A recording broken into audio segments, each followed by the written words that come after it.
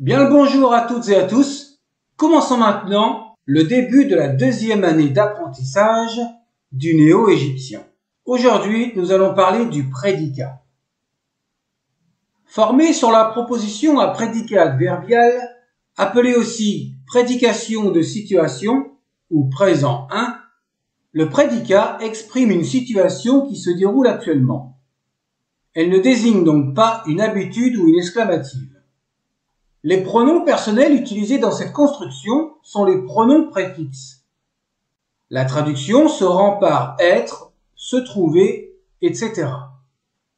Il existe également la valeur de l'imparfait avec le convertisseur when, qui, dans ce cas, s'utilise avec le pronom suffixe. À noter que le convertisseur wenen pour le futur au Moyen Égyptien n'existe pas au Nouvel Empire. Il ne sert que dans les syntaxes circonstancielles. Mais pour le moment, voyons nos exemples avec le prédicat de situation. Tui dit « Je suis ici ». Set her pa ra sechaou. Ils sont dans la nécropole. Pa nefu her tawer. Le marin est à bâbord. Wenef Hena na nebiu empa shena. Il était avec les orfèvres dans l'atelier.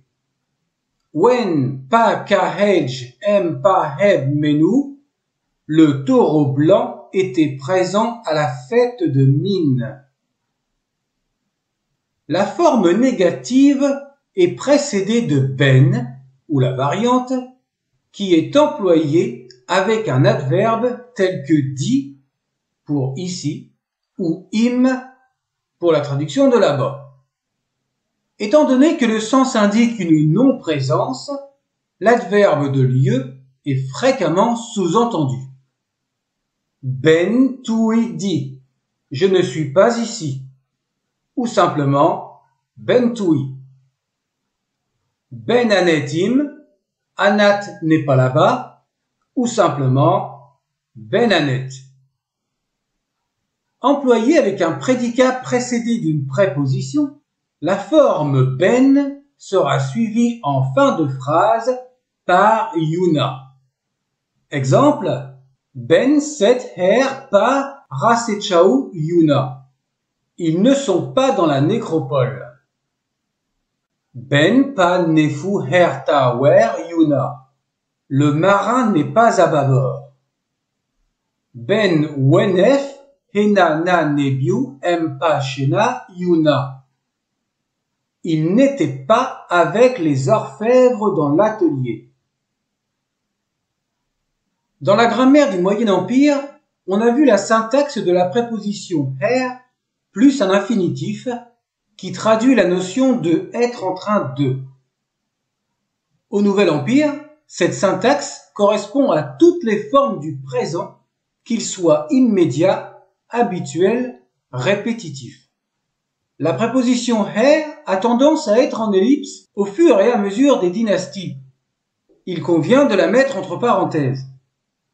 Comme au Moyen Empire, la syntaxe m plus un infinitif est exprimée avec les verbes de mouvement et dans ce cas, elle exprime uniquement la notion de « en train de » et n'indique pas une habitude ou une répétition.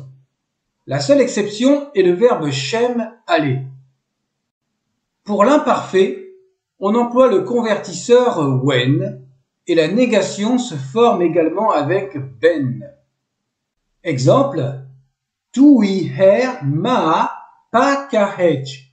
Je vois le taureau blanc. Ou alors, je suis en train de voir le taureau blanc. Pa an her etet emdun. Le babouin hurle régulièrement. Tun her meri nayen sifu. Nous aimons nos jeunes garçons. Nous avons la préposition sous-entendue her.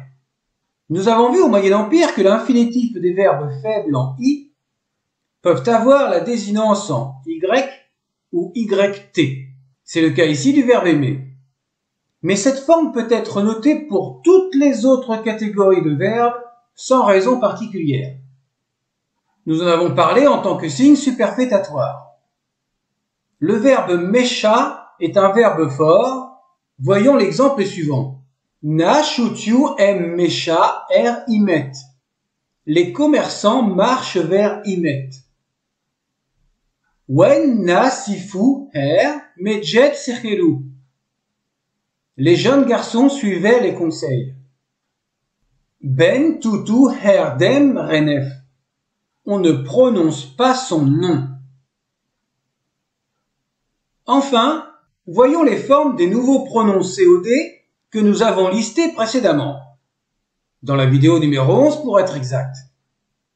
Dans les premières écritures du néo-égyptien, cette forme ne se trouvait qu'avec les infinitifs des verbes faibles en T, puis les terminaisons par vocalisation pour les verbes se terminant par D, tche ou dje. Cette forme s'est ensuite généralisée à toutes les terminaisons des autres verbes à l'infinitif et à l'impératif. À noter aussi qu'il est possible de trouver des formes géminées dans certains actes judiciaires. Mais la gémination au Nouvel Empire est très rare.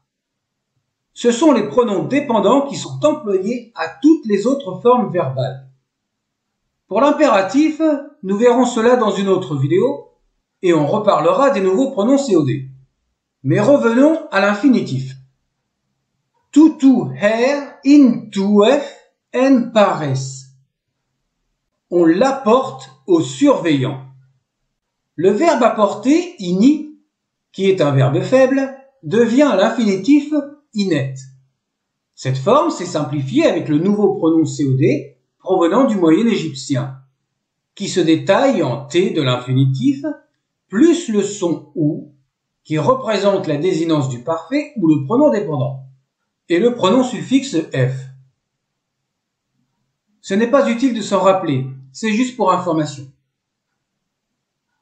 Et deux derniers exemples avant la fin de la vidéo. Set her hesek tuu emtan nemet. Ils sont en train de les découper dans l'abattoir. Pares her guutuef. Le surveillant le regarde fixement. À bientôt!